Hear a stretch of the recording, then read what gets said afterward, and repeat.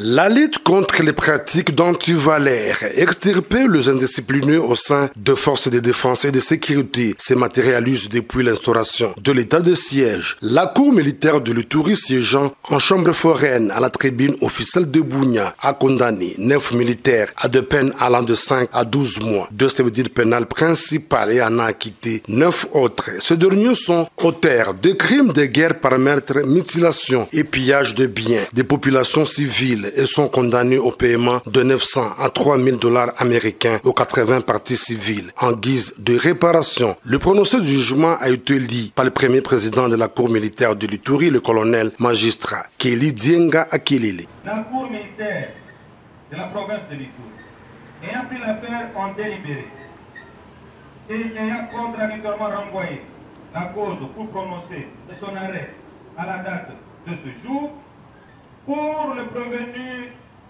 colonel Miziamo Bokei, à la question de savoir si le prévenu Miziamo est coupable de crimes de guerre par mutilation, la cour militaire, à la majorité devant les membres de sa convention, avait répondu par oui. En conséquence, les condamne en tenant compte de ces circonstances atténuantes susmentionnées à 500 000 francs congolais d'amende payable dans un délai de 2 mois.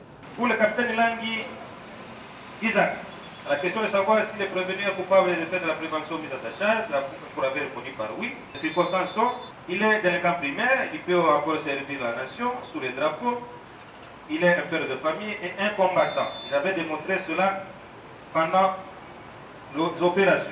En conséquence, les condamne avec addition de très larges circonstances atténuantes à 3 ans de servitude pénale principale. Pour rappel, les faits pour lesquels sont reprochés le condamné remontent en juillet 2021 où les cas de pillage, meurtre, mutilation de cadavres ont été documentés par certaines organisations de la société civile et de la MONUSCO dans les localités de Kobu, Itendei et Bambou en territoire de Djougou, ainsi que le convoi de Médecins sans frontières attaqué en date du 28 octobre 2021.